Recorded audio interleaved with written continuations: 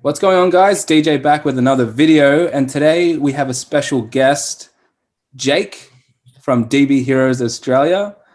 That's me. Bit of a face reveal, I think, as well for some people. I'm not sure if some of Yeah.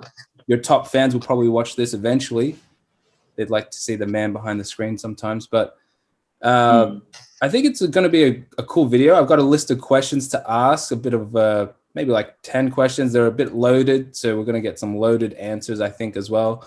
Uh, I made a video on Dragon Ball Hero cards not too long ago, showcasing some of them, and a lot of you guys were asking about like what are they and all this other stuff. So we're going to cover those questions today, and I guess shed a bit of light on that. And the best person to talk to, in my opinion, would be this man over here because he literally Thank runs you. the best shop in Australia. I got to say that. And there's no Oh, hyping it there. I don't think there's any hype around it because anywhere else I looked, it just doesn't come close. Like I don't think I've seen any other hero shops here. They're all in Japan or eBay sellers, in my opinion. yeah. No, that's 100% accurate. And thank you very much. I really appreciate the kind words. I thought the video you did on the Heroes cards and directly comparing them to DBS TCG was really informative. I think a lot of people do struggle with, for instance, right? Take one of my loyal customers, it's been around for almost a year now. We're good friends now too.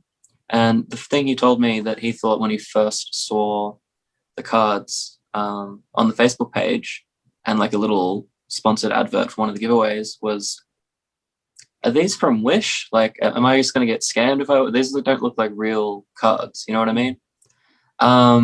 Because they're just so unknown. It seems like such a foreign concept to a lot of people, especially with all of like the Chinese knockoff type things that are out there.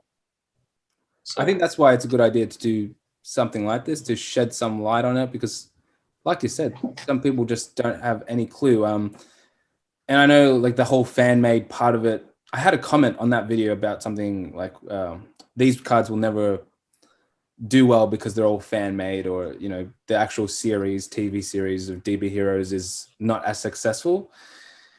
And that's someone's opinion, and we can go on and attack that guy or he attacks us or whatever. But I think we respect people's opinions and stuff. But I think this whole video idea is to just shed some light on the actual, not TCG, because this is a ACG, and I think that will be the first question because a lot of people won't know what that is. Oh. So, what is Dragon Ball Hero cards? And part of this question is TCG versus ACG, and where can you get these cards from? Okay, so let me take you back to September of 2010. Bandai decide, okay, there's been a lot of success with these Pokemon arcade machines in the arcades scattered around Japan, because in Japan, I think it's a cultural thing. There's not really that much PC gaming, and a lot of kids still actually get out and see each other in real life and hang out at arcades, right? With 100 yen coins, and they put them in the machines and they play, and they're everywhere. And the atmosphere is just literally like electric. And anyway, 2010 September, Bandai's like, okay, we want a new Dragon Ball arcade machine. You're going to put money in, you're going to get a card out of it each time you put money in.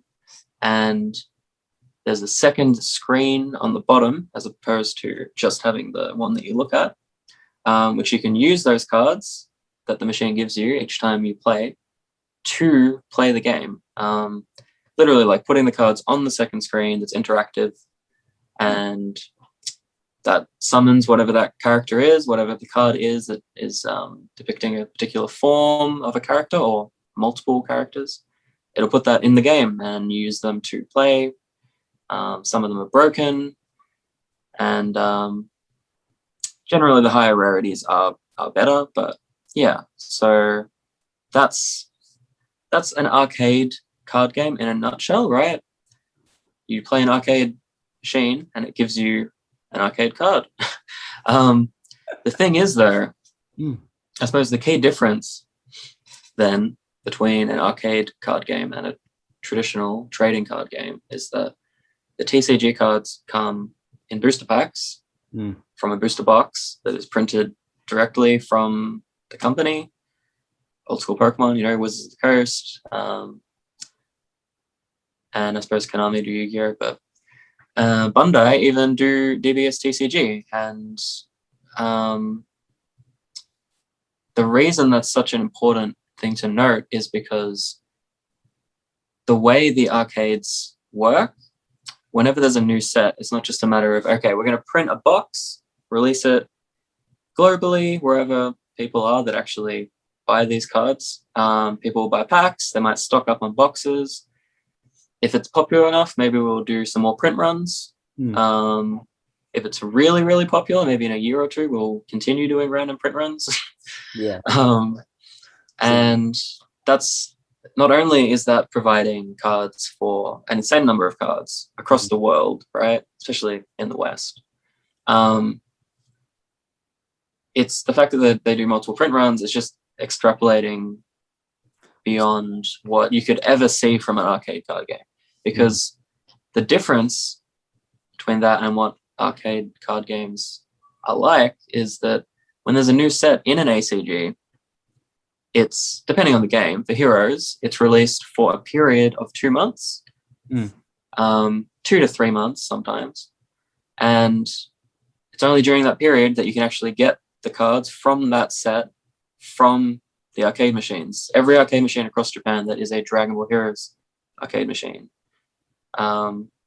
is updated on the same day with the latest set whenever it's released, like overnight.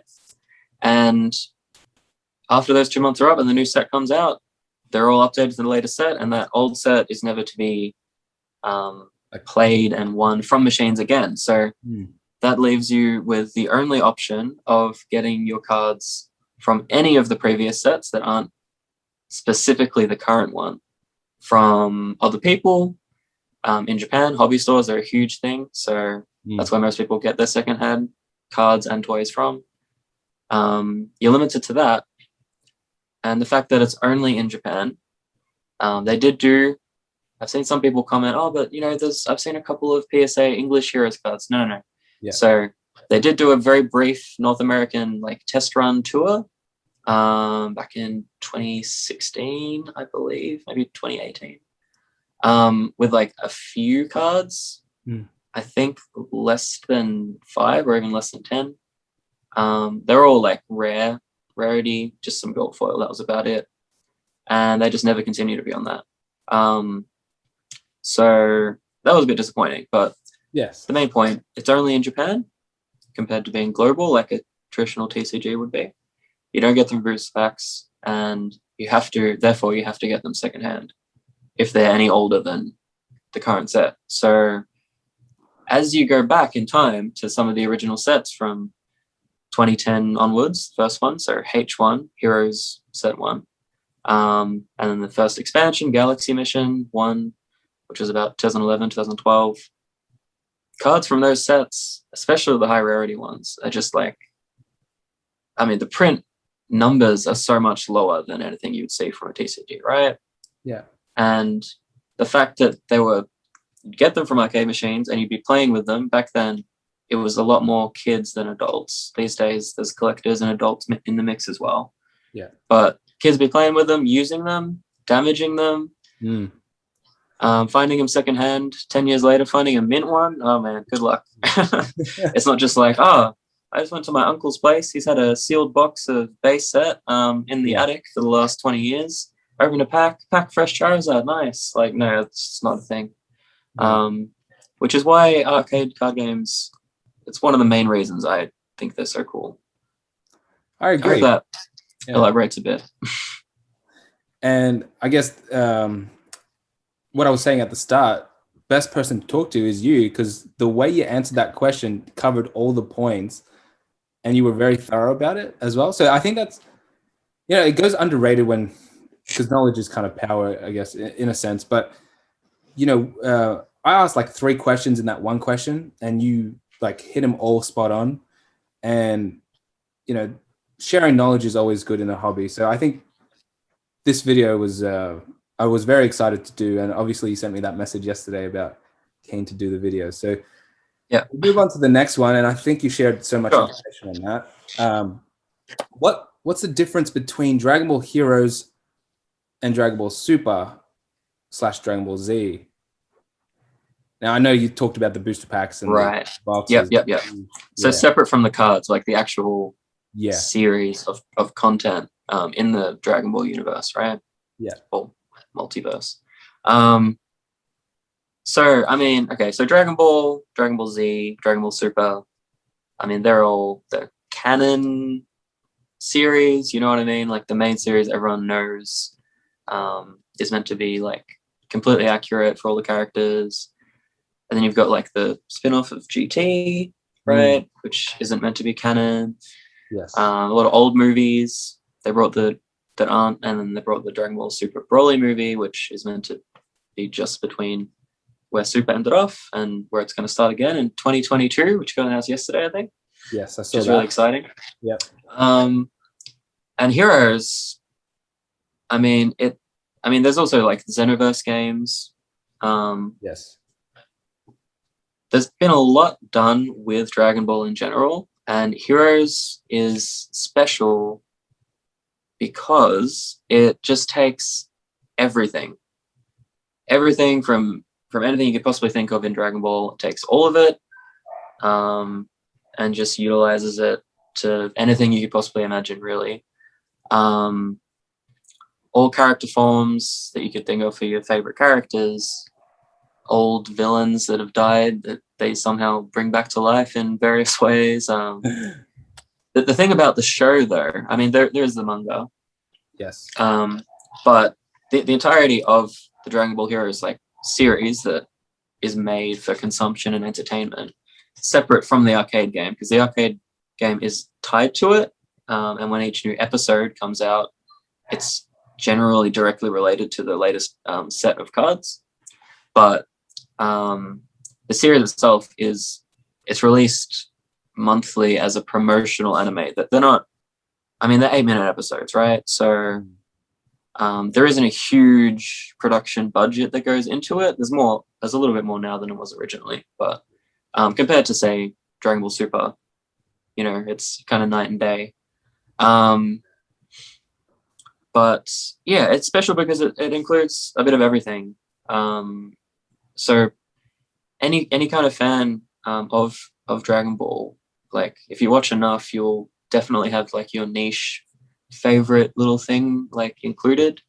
Plenty of friends that have like a particular favorite villain that was in the show years ago and they've just never seen again. And then Heroes, it comes back as some like masked or Xeno variant, working with like a different character that you never would have thought they would. There's just so many really cool things like that. It caters to all kinds of fans. And I think that's where that comment that I was talking about before about that it's just fan made. But if the fans kind of made that in a sense, is kind of like, well, that's what. But when you say fan made, I mean it's promotional anime for the arcade card game, right? Yeah. But they know that they don't have to be strict in line with exactly what makes sense with, say, the Dragon Ball Z Super arcs. So they can do whatever they want. And if there's really obvious interest in seeing a particular character in the show, then they'll make it happen and they'll give them a new form. For instance, Broly SS4 Limit Break that just came back in randomly. Like, it was really cool and it was done like pretty well. And it's that sort of stuff that you can expect from Heroes. You know, you're not really just going to see that kind of thing in any other aspect of Dragon Ball. Yeah.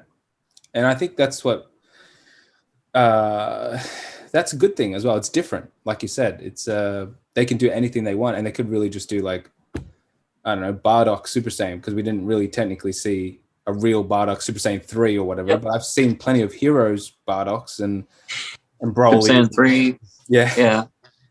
But yeah, I mean, I like that whole aspect from it as well, and I think some people Yeah, and when you're watching and you see this new character form or this old character suddenly just come back into it, you're like, you get excited. hell yeah! Like now there's going to be a card most likely of that character form, and I'm going to get it. So it works for fans of the show, fans of Dragon Ball in general, collectors. Yeah, it's great. Okay, so moving on, grading scene. All right, so can you grade Dragon Ball Hero cards, and where, price, turnaround time? What's Can you grade them? your favorite question? So can you grade them, where, turnaround time, and what was the other point? Sorry. Price, and what's happening at the moment with Beckett or whatever. Yeah. Okay, so you can grade Heroes cards. So specifically with Beckett, okay, you can grade Heroes cards. They look beautiful in Beckett slabs, okay, obviously. They look beautiful in general. So the fact that, PSA don't grade them yet, I can definitely see them grading them in the future. I have reached out to them previously. The only thing they really need is a definitive card list or set they can go off of to approve it, so they can actually put the things in their system properly and do it all correctly, which does exist. It's just all in Japanese, obviously. Yes. And a little bit hard to find sometimes, I guess, for some people. So yeah, but that'll be long ahead in the future, because they're obviously swamped and wouldn't be adding more cards to their repertoire when they're already so busy. Like they've cut off subs, right? So yeah. CGC, I think might grade Heroes. I'm not 100% sure. At the end of the day, I think that Beckett is superior in general. And given that they're such a niche card, compared to, say, your Pokemon, your Dragon Ball Super, I think putting them in the lesser, you've got Beckett and you've got PSA, right? The two main graders. Yeah. CGC is a tier below them, in my opinion. Yep. I'm sure that it's a popular do hold value, especially for like Pokemon cards and stuff. But for niche cards, I think it would be trickier to say what they're worth in certain grades. Yes. It's been hard enough trying to establish market values for Heroes cards. Yes. And then for Heroes cards in Beckett slabs. Yeah. Did I include that question? Because that's actually a really good one as well. The whole prices and stuff, but go on. Okay. Yeah. So sorry, what did you want me to go on with? The prices or the other question about turnaround time? And then I think you wanted to speak about something about what's happening. Yep. So sadly, with the grading scene at the moment, I'm just in general, right? COVID. It's always been sort of trending upward a little bit, but collectibles in general, hobbies, with COVID, everyone's kind of just stuck inside, especially overseas. Australia, we're quite lucky. We were quite lucky here, but America in particular got kind of crushed, and I think that's where a lot of the trending upwards has come from. I mean, a lot of people would be aware and would be saying this, but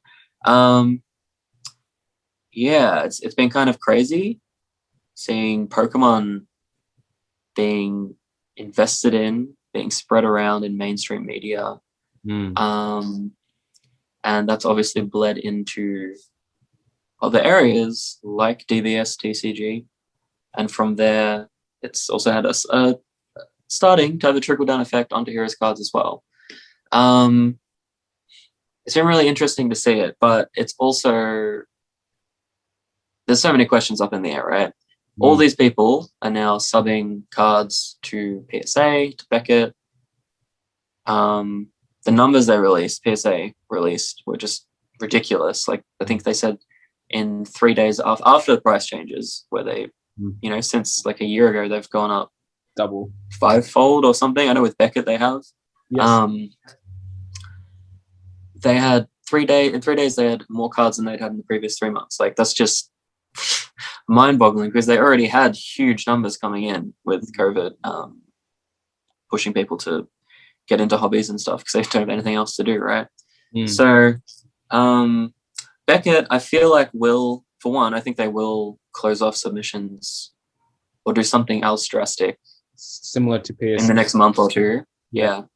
Because as much as they've hiked prices up, I don't really think it's stopped too many people. And you still have the cheaper options. People will still be sending all those in with huge numbers of cards. Turnaround times with Beckett, I mean, it used to just be a 2-day, 5-day express service. Yeah. Right? Yeah, premium 2-day and express 5-day. And then you'd have like a standard gaming for 20 days. And economy was 60 days, I believe. But now it starts at the premium is 10 to 15 plus. Express is 15 plus. Standard gaming is 6 months. And economy is, well, they say 9 months plus, but in reality, I mean, probably a year or two, to be honest, by the time they get through everything. So that combined with the fact that premium, the full service option with Beckett, right? For anyone that isn't aware, you have 2 service options. You can do a full service where they give you your full grade upgrades, like a 10, right? And you'll have all your subgrades. I don't know if that's flipped. It's but anyway, you have all your subgrades for centering, corners, edges, and surface, with the overall grade next to it. Now, if that gets below a 10, so a 9.5 or lower, then that's when you start to see labels that either do or don't have subgrades listed.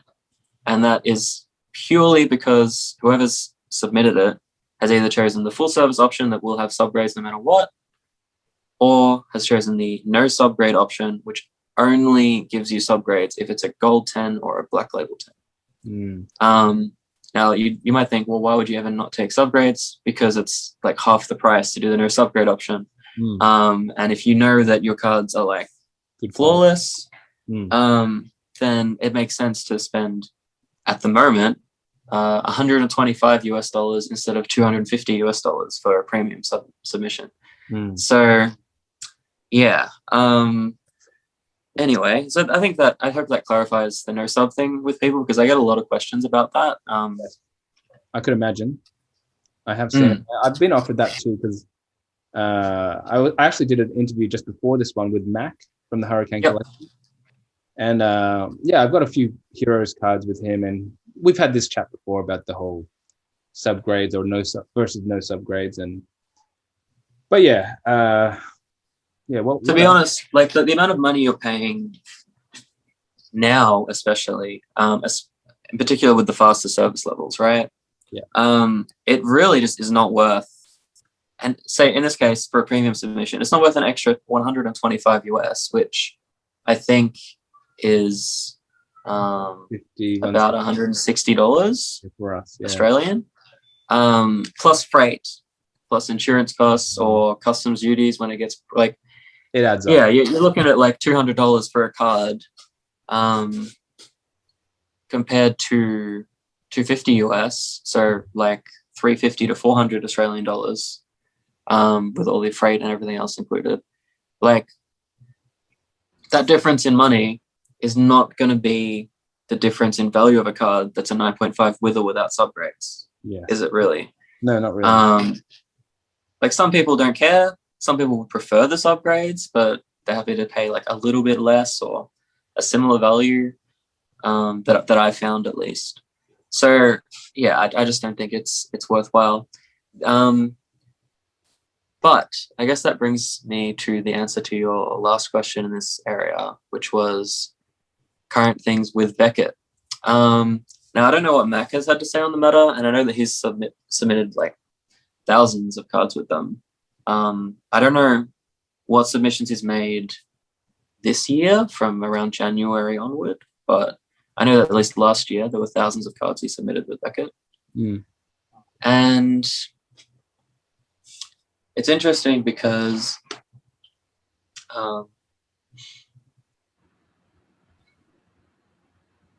Okay, so last year, right, with mostly my personal submitted cards and a few other customers on the website. Generally, they're the ones that I include their cards in my submissions because it just makes sense. Yeah. You know, helping out people that have helped me out.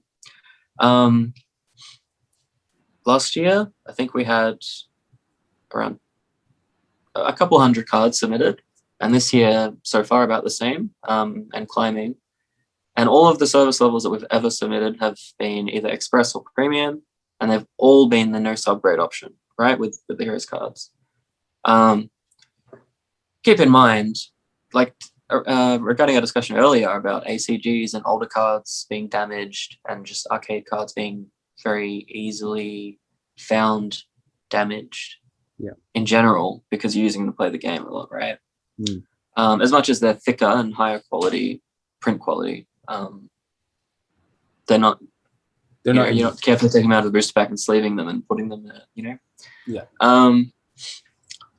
Keeping that in mind, all the cards that we have, I've got a good couple of friends now in Osaka, and the way all the cards we have are sourced is they'll go around to hobby stores, they'll look at all the cards that are on display or behind the counter in some cases where we've made good relationships with shop owners and stuff, and we'll just pick out things that are of the best quality, right?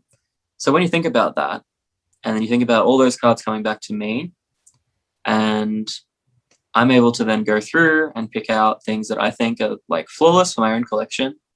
And if I'm submitting them, right, and they're like the flawless of the best of cards that are already high print quality, it's like, okay, well, the initial grades I was getting made a lot of sense. There were around 20% of the cards that I was submitting for my personal collection, from my personal collection, were getting black labels, right? There was nothing wrong with them. You could see that. And then the vast majority of the rest were gold 10s with some 9.5s sometimes. Right up until a sub got back at like mid-December. And then there was a submission I sent off at the end of December. Again, all exactly the same submission types, filled out the same way, same standards, if not improved quality standards over time. And then all of a sudden I get these 40 cards back, which is extended into a couple hundred now, that had those 40, no black labels, 5 gold 10s, 35 9.5s or 9s.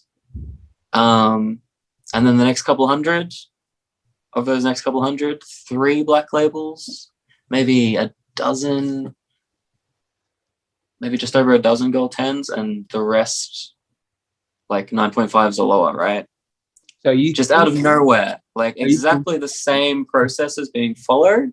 If not better quality cards being sent because of, you know, the business has been growing, there's more funding available to get more stock and more stuff to go through. So it's just like, well, what's going on here? Like when I got the first submission back that was so drastically inconsistent with their previous results, I reached out to them, like, you know, with the senior sales rep that I've been in touch with since first starting with them.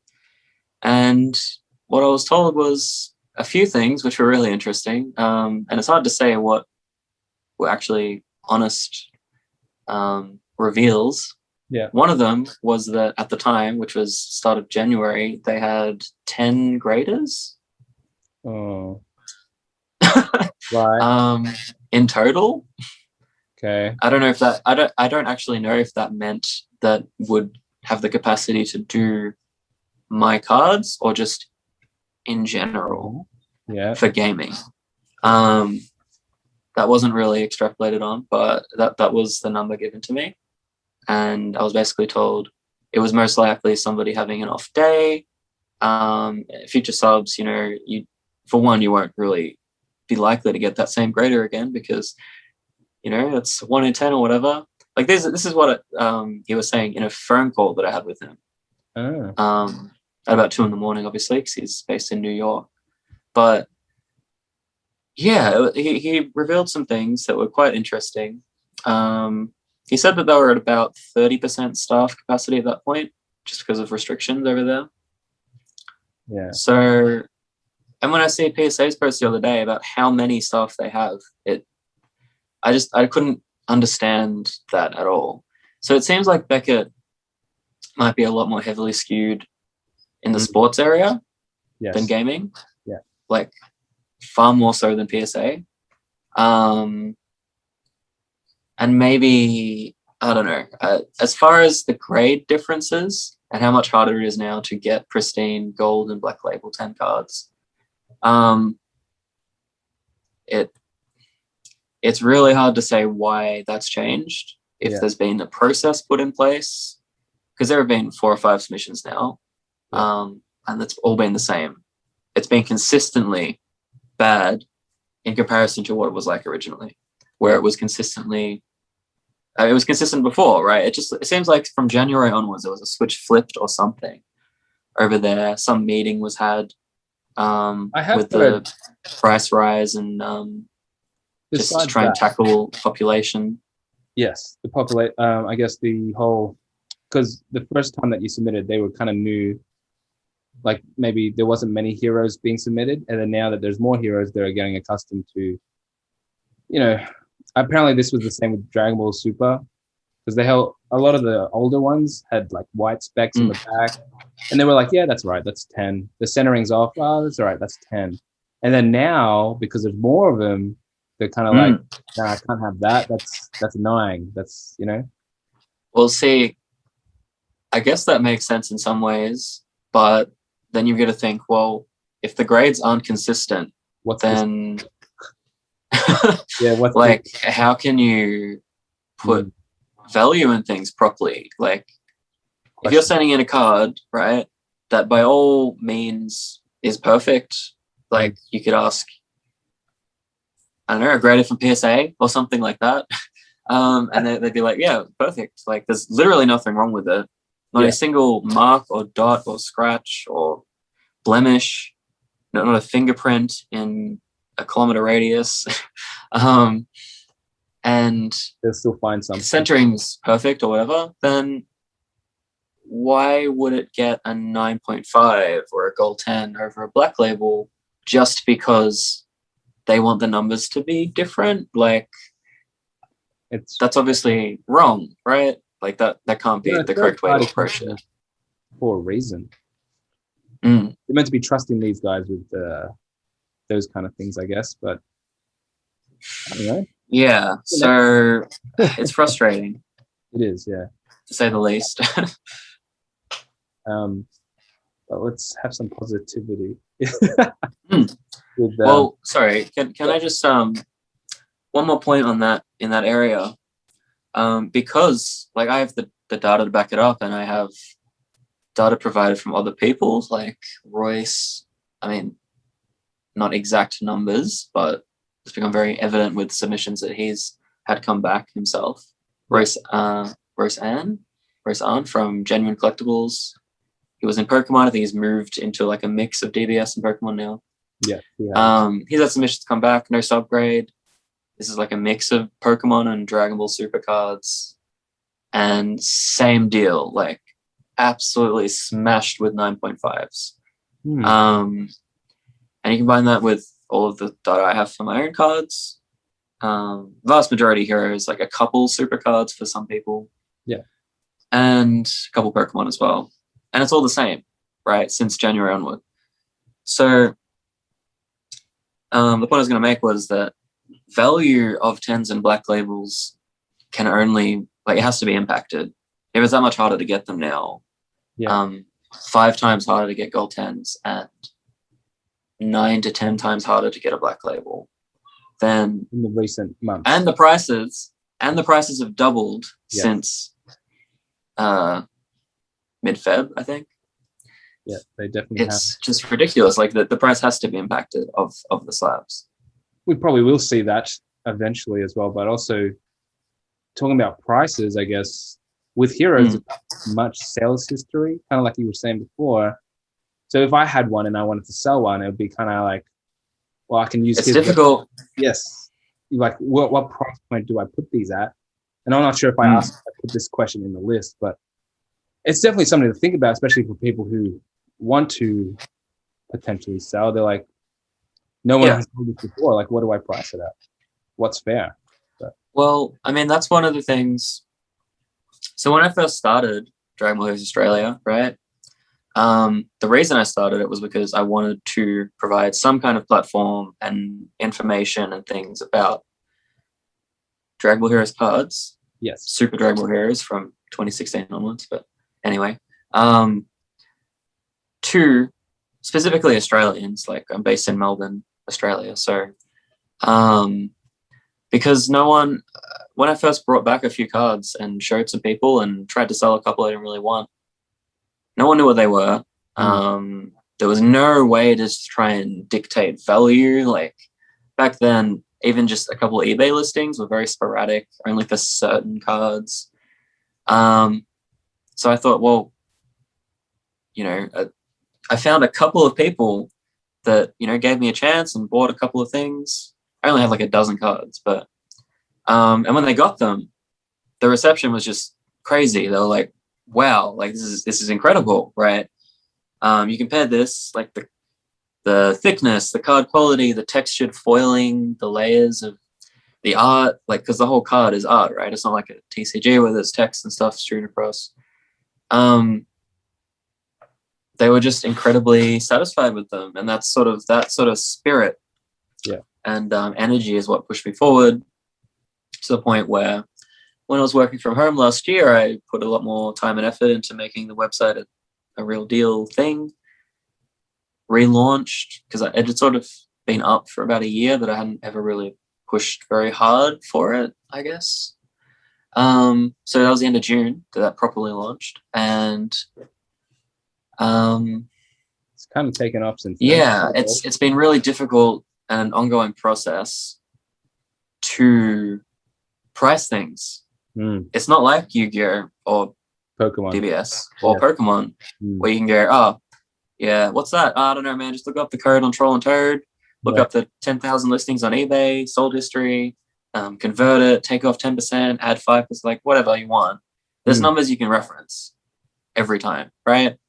Yeah. And especially to begin with heroes, that just wasn't a thing whatsoever.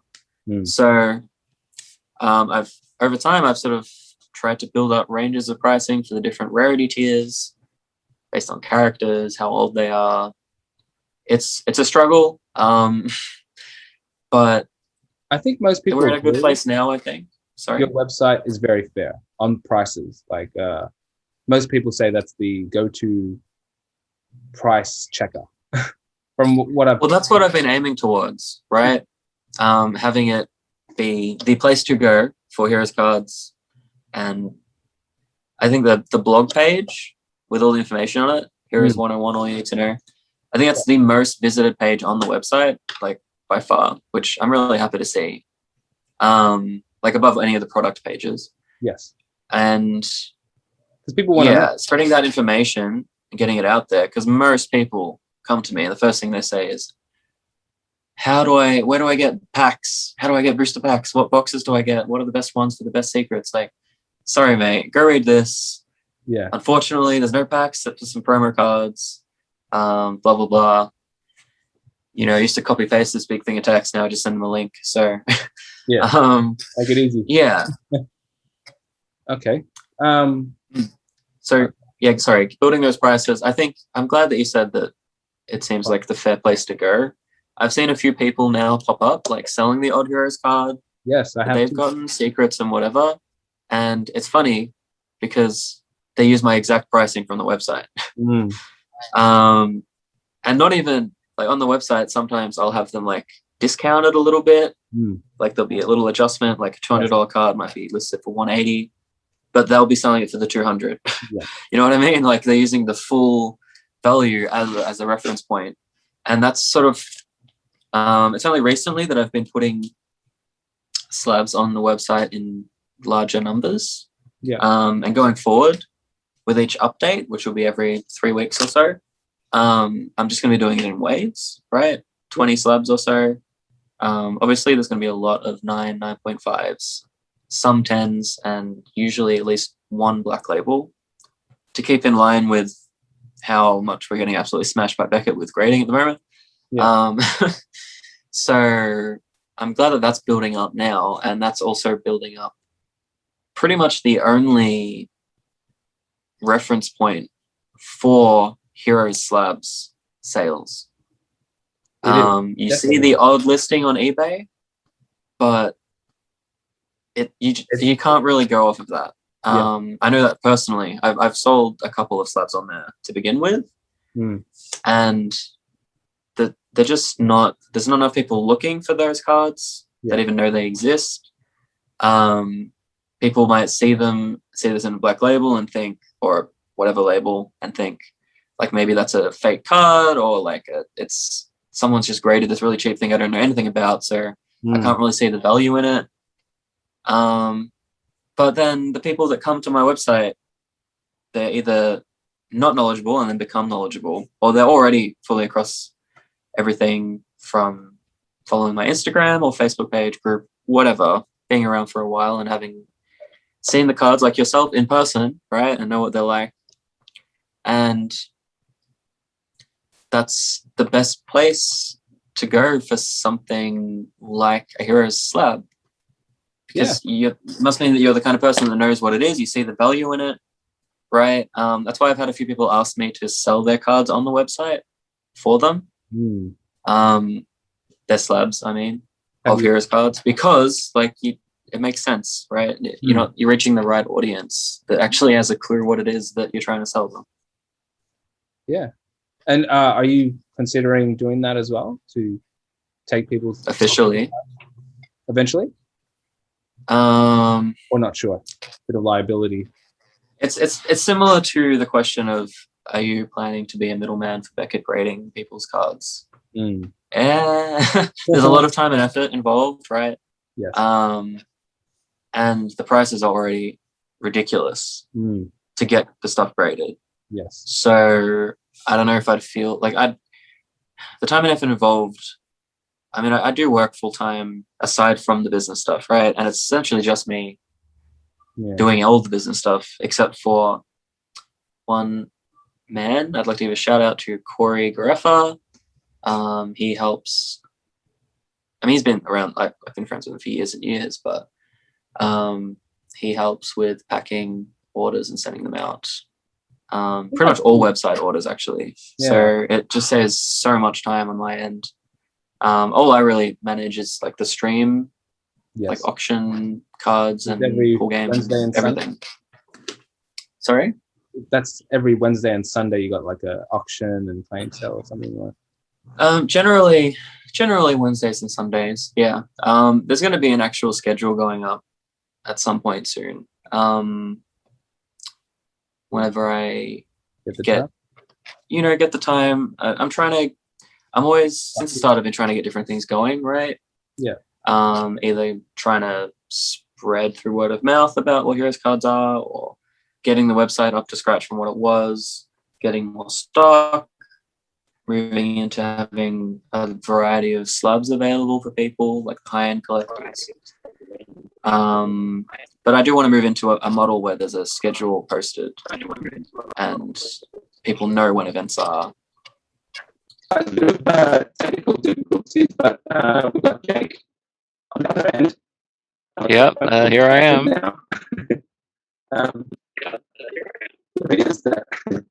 So we'll go continue on the last 5 questions. The next question is, why are these cards collectible?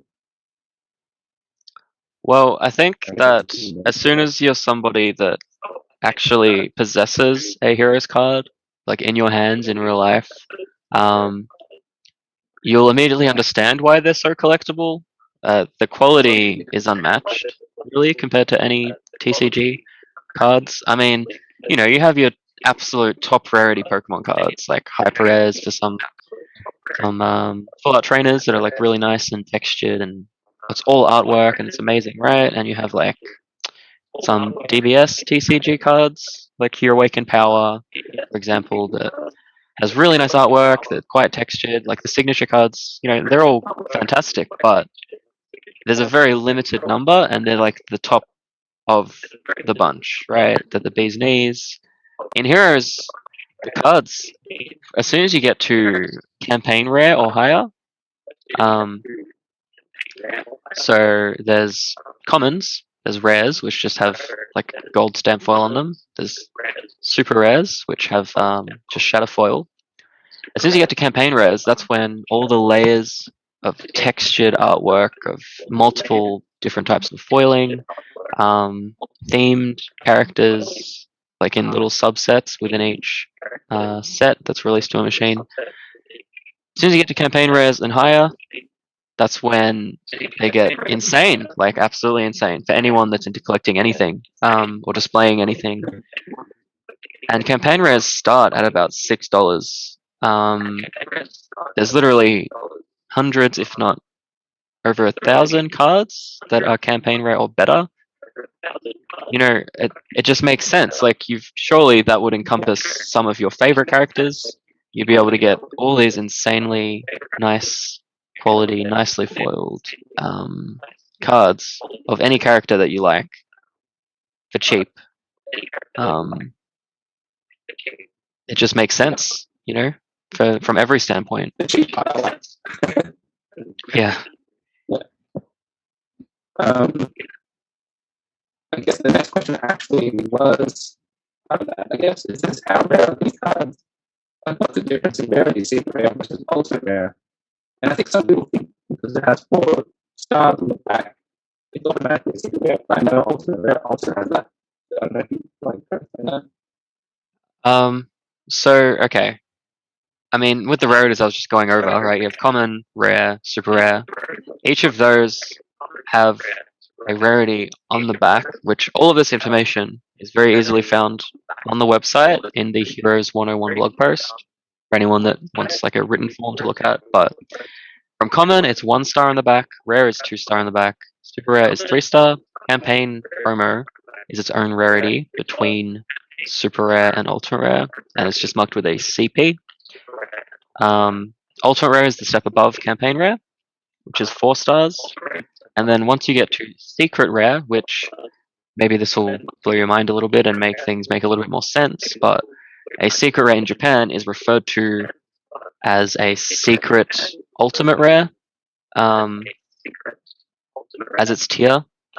So that's why they used the same number of stars, but they flipped the colors, they inverted the colors. So secret rares have black stars on a white background, whereas ultimate rares are white stars on a black background. And of course, every secret will have sec in the name, in the set number.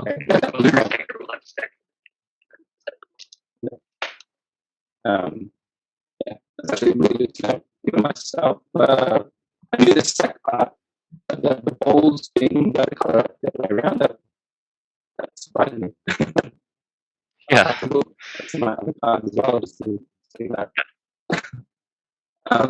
Yeah, that's great explanation. And second campaign promo, I know it had CP, then the whole what does that fit and rarities and stuff. And, yeah, that was a good explanation, and I can understand it from that point. Yeah.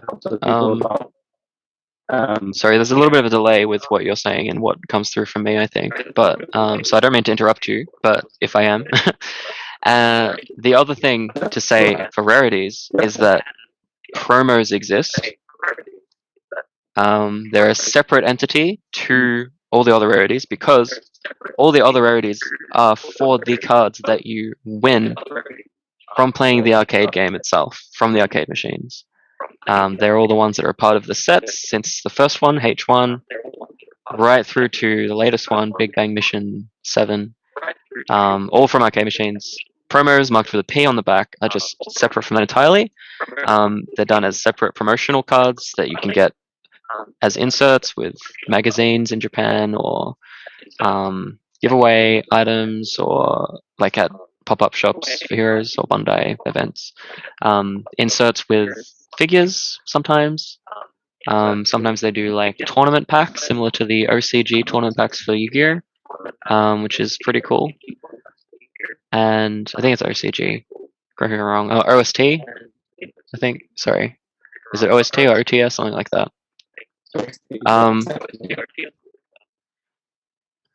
Yeah, so there's plenty of promo cards for heroes, and that doesn't even touch on the promos you get from the promotional booster packs, which is the main place people get confused with heroes cards. But all you really need to know is that they're a separate entity entirely. Some promos look nicer than others, might have like some nice foiling than other promos do. Generally, they'll just have shadow foil, but you know. But as far as their rarities, I mean, that's not really dictated by anything more than how expensive the binder is that you get it with, or how old they are, or if it's like the nicest card from a tournament pack from 6 years ago. Maybe that promo is worth more than a magazine insert shadow foil from last week. You know what I mean? Yeah, that totally makes sense. And I like the way you explain that as well. Sort of very easy to understand. Cool. It's good.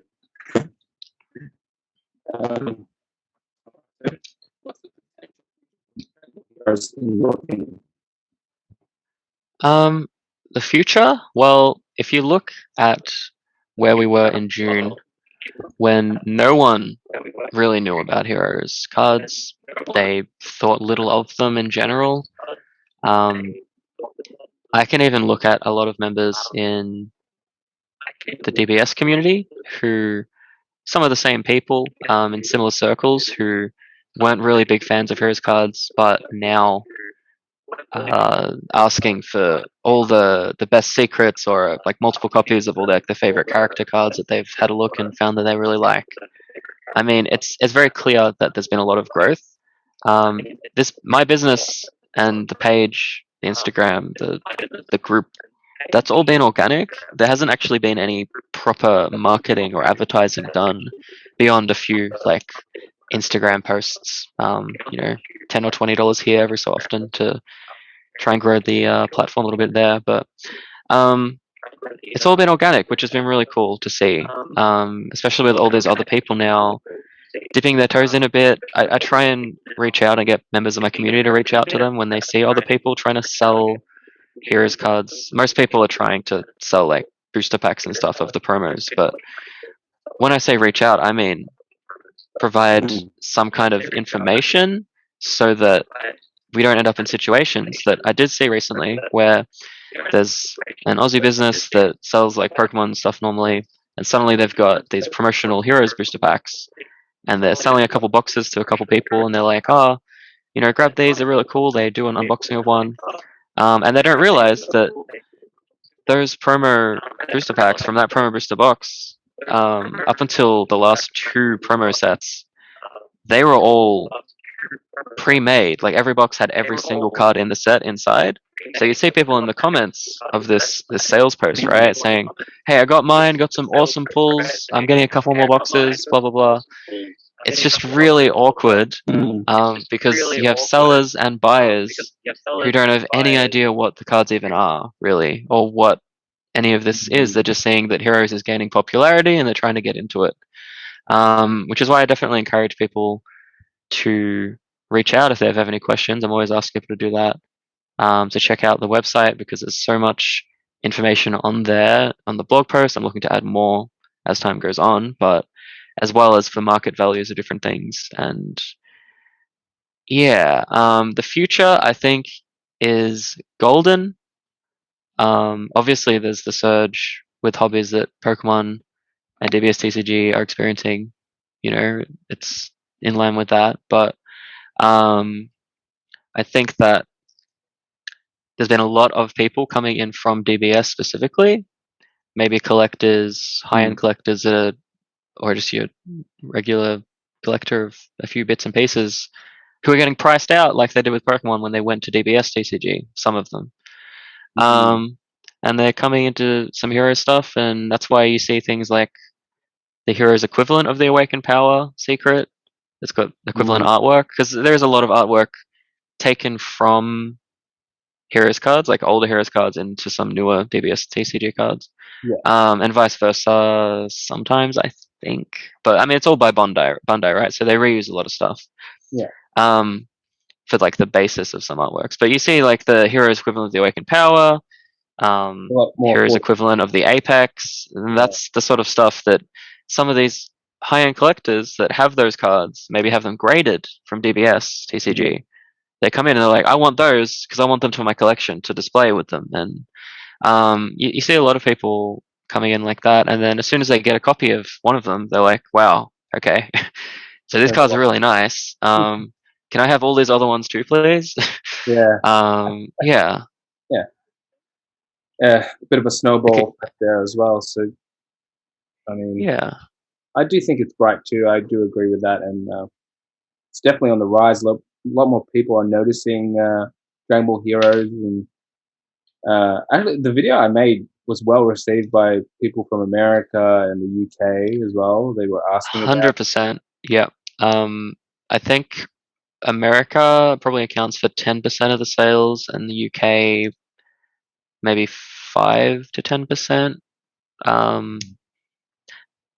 The only issue, of course, is that postage is quite a killer at the moment. You have to have tracked with Ozpost, and it starts at like $20 for America, for example, which is a bit iffy if you want a $3 card, you know. Yeah. Well, that's actually the last question. So. Right. But yeah, I actually enjoyed having this conversation. Maybe in future we can do some more similar type videos if you want to get word out or spread anything, or if you want to do a showcase of some sort. I'm always happy to share my platform with anyone, reputable sellers and people from Australia that deserve it, which you're one of them, 100%. Oh, thank you. No, I'd love to be a part of anything like that. As I said, the biggest goal I had when I started with dbheroes.com.au was to get the cards to Australians in some way that could eventually be like a trustworthy source, somewhere that people could go for information, for things that they knew and understood the quality of. That's why I make it very well known that as much as they arcade card games, and a lot of them do end up getting quite damaged, they're not the ones that we're selling. We're specifically selling the Near Mint Plus, which for Heroes cards means a little bit more than it would for, say, Pokemon.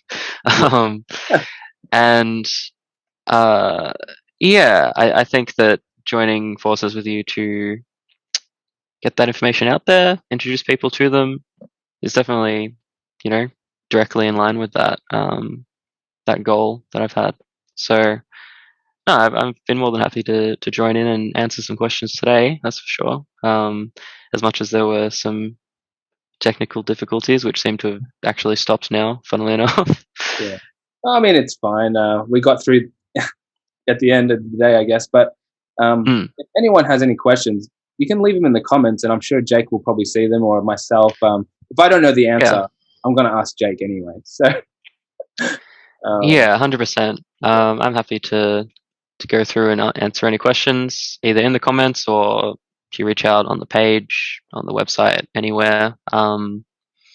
Always more than happy to answer questions. If I'm not otherwise preoccupied at that exact moment, give us a good day or two sometimes. You never know what might be going on, but I appreciate you coming on, Jake, and I'm looking forward to buying some more cards with you soon.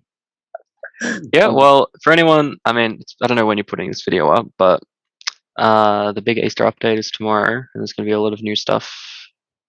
I think something to note is that previously we've just sort of grabbed cards and made updates every few months, and that sometimes a new set would come out, and then we'd only have those cards with the next update, which is in a couple months, right? But the goal now, with every few weeks having an update, is to have the latest set around 2 weeks after it drops in Japan. So that's been pretty cool because there's a bit more hype around it. You can't really see the cards much of anywhere else, even on like around I don't know, Japanese like eBay or Yahoo or anything like that. Yahoo. So even getting in before like international competitors if you told them that, given that Japan Post is a bit broken at the moment anyway, unless you want it in 2 months. I've had that. Yeah. But yeah, thanks again, and yeah, we'll probably look out for another video like this in the future, guys. If you have any questions, don't forget to drop in the comments, or even ask him on his page. I'll link it in the comments below, guys, if you want to check it out, or Jay can do it if he wants to. I saw he did it last time, so if anyone needs any help, Yeah. we're not monsters. We can help. Yes, 100%. Thanks for coming. Thank you. Bye.